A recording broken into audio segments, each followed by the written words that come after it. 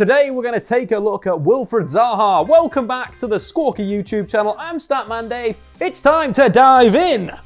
We're going to be looking at one of the biggest mysteries involving Wilfried Zaha. No, not the reason why he left Manchester United. I'm talking about where will the Crystal Palace forward play next season. There are plenty of rumours, but we're going to look at the realistic option, a dream option and a wild card option for clubs that he could move to. First up, the realistic option. The most likely place that the Crystal Palace forward will be playing at the end of the summer transfer window. Judging by the coverage, this could be Arsenal. Palace and the Gunners seem to be a fair distance apart on their valuations of the player, but if that can be overcome, logic would dictate that Zaha would be most realistically be playing at Arsenal next season. But anyway, it's time to dive into the tactics. How would Wilfried Zaha fit into Arsenal? So Arsenal finished off the season playing a 3-4-1-2 with a number 10 in behind Lacazette and Aubameyang. This worked out really well in the knockout stages of the Europa League, but Sarri and Chelsea completely unlocked the system in the final, which could put Unai Emery back to the drawing board. Of course, Mesut Ozil was playing in behind. The instant change that Zaha would bring would be the ability on the dribble, bringing him in and of course removing Mesut Ozil and playing him as a number 10. 3.4 take-ons per game completed for the Crystal Palace man. Arsenal, in fact, don't have a single player that averages over 2 or more completed in a game. So the instant thing that Zaha is going to bring is that ability on the dribble. It's really interesting to see their setup. Lacazette was almost a favoured forward to play through the middle. So if Emery does revert back to the 3-4-3 with the two players playing behind Lacazette, Aubameyang on the left-hand side, Zaha on the right-hand side, playing more as a direct winger, looking to carry the ball directly to the byline and then cutting the ball back to, of course, Lacazette in the middle. Alternatively, what we could see is Zaha played on that left-hand side, maybe Lacazette pulled to the right, throwing Aubameyang through the middle to be more of the striking guy, the poacher that's going to get him behind. The big thing what we've seen with Lacazette is he's fantastic on the ball, coming deep, dropping on the ball and looking to get himself turned.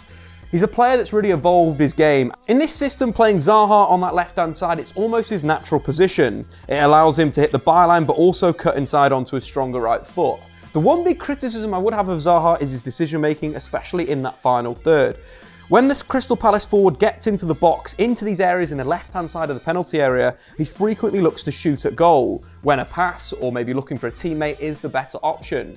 If he wants to improve, Unai Emery could be that guy. Unai Emery's really good at improving players. Take, for example, how he moved on Hector Bellerin in the final third, becoming a better chance creator than he was previously under other managers like Arsene Wenger. The big thing there, it was simple. What he got the wing-back to do was get into the final third and look for the cutback. That type of coaching could really help someone like Zaha out. When he gets to the final third, that he's got a clear idea of a low cross into the box. The simple thing there is Zaha could look for the cutback for the number 9. In this situation, of course, it's Aubameyang, or alternatively, looking for the late movement of Lacazette playing as a right forward at the back stick. That could massively help someone like Zaha's game, giving him a clear idea of what he needs to do in the final third and drastically improving his goal scoring and assist numbers under Unai Emery. As we mentioned before, Zaha is a dribble merchant and completed over 100 dribbles in the Premier League last season, one of only 2 players, but also ranks 3rd for goals and 5th for assists out of current Arsenal players, and it eases the over-reliance on Aubameyang and Lacazette, and that partnership, or that front 3 should we say, could be absolutely deadly. He's also 3rd for shots, 2nd for key passes and 1st for fouls won per game, which ranks him in the top 3 of all Arsenal metrics. Very, very interesting for the Crystal Palace star. We've looked at the realistic option, now it's time to look for the dream option. If we stick to the Premier League, I think for Wilfried Zaha, that would be Liverpool. So it's time to dive into the tactics. Liverpool won their 6th European Cup in good style in a 4-3-3, but where would Zaha come in? Because Liverpool's front 3 was dangerous and deadly last season, scoring 69 of Liverpool's 112 goals in all competitions, equating to a whopping 62%. In both the likes of Salah and Mane, they had some really good goal scorers, and Firmino was the link man. So where would Zaha come in? For me, he could be a really good rotation option, having played 10 plus games in both the centre forward position and on the left wing for Crystal Palace. So for example, if Roberto Firmino needs a bit of a rest on the sideline, if Liverpool have a tricky game in the European Cup midweek, or alternatively a tricky game in the Premier League, they could rest Firmino and play Zaha as a number 9. Of course, when he plays there for Crystal Palace, he does like to come towards the ball, get it turned and then run at their opponent. Again, the stats we mentioned before, the dribble stats for Wilfried Zaha are absolutely fantastic. Not only that, but he won more penalties than any other player in the Premier League last season with 6, which is perfect for Liverpool, who have a tendency to win a lot of penalties in the Premier League, having won more than any other team in Premier League history. In terms of other options for Jurgen Klopp, if Firmino stays in the middle, of course, Wilfried Zaha could come in for Sadio Mane, or alternatively, the likes of Salah could go out and have a little bit of a rest, and Wilfried Zaha could play on that right-hand side and combine with the other two players. Again, Wilfried Zaha seemed like he could probably pick up his game playing with a better coach and a better football team.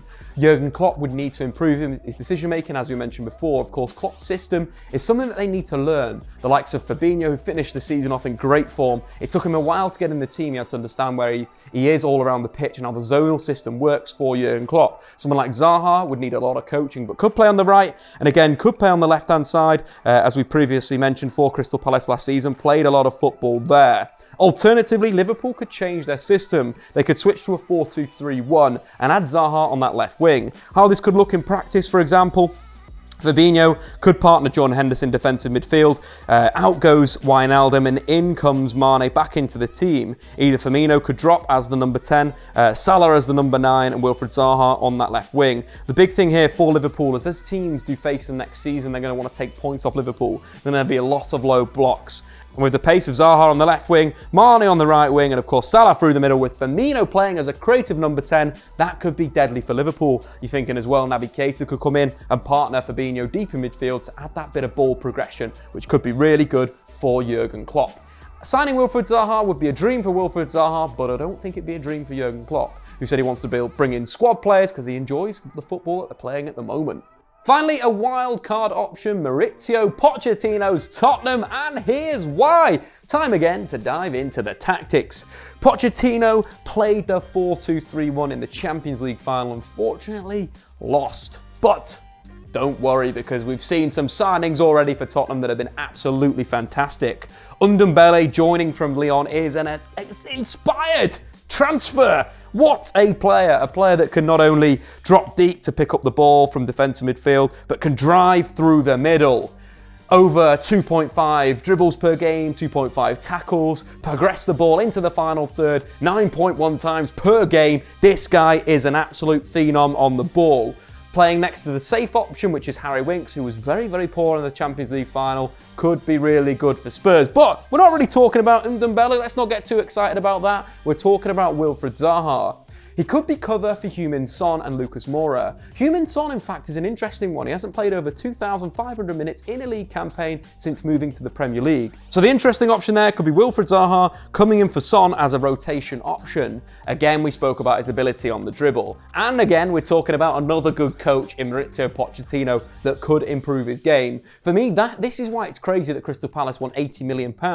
They're getting a player that's at 26 that's still not a complete player. He's good on the dribble. He's good at opening that space, opening up that yard and beating a man. But again, decision-making poor. Under Pochettino, that would be pretty irrelevant. Pochettino's built up so many top players in recent years. Dele Alli, Christian Eriksen, Son, Lucas Moura, Harry Kane. The list goes on and on and on. Wilfried Zaha could be another guy there. Or, if Tottenham want to go super offensive, super attacking, they could look like this. So let's move Son back into the team. Harry Winks goes out. Dele Alli drops into defensive midfield. Son to number 10. Wilfried Zaha on the left-hand side. That'll give Spurs a direct winger on the left wing, a second striker in there, Crater behind Harry Kane, feeding him. Or alternatively though, in these bigger games, when Spurs want to play the diamond, we could in fact see Harry Kane maybe on the bench, throwing back in Harry Winks and playing split strikers of Heung-min Son and Wilfried Zaha with Eriksen as a number 10. A little bit left field, potentially in this system you'd see one of either Son or Wilfried Zaha be sacrificed for Harry Kane, but it could be really interesting. That pace on the counter-attack, we saw that in the Champions League against Manchester City last season. The pace destroyed them, and with Wilfried Zaha, there could be two strikers up front for, of course, Pochettino. But we've got to touch on Christian Eriksen's potential move away from Spurs, having mentioned that he wants to leave to the press. The big thing here for Tottenham is they need to replace his creativity. One guy that could do that could be Wilfried Zaha. You bring in Song back into the side and maybe playing Zaha as a bit of an attacking midfielder, a direct player that can pick up the ball and then drive through the middle, then look to feed either Son or, of course, Harry Kane in that penalty area. With this 4-4-2 diamond, you'd expect a lot of sort of, width coming from fullback in Kieran Trippier and, of course, Danny Rose, who as well, there's a lot of transfer speculation around them. So it could be a big, big summer for Spurs. And that's why this is the wild card. Zaha coming in to replace the creativity of Christian Eriksen and maybe the wide play of one of these wing-backs. Thanks for watching, guys. Let us know your realistic dream and wild card transfers for Wilfried Zaha in the comments below.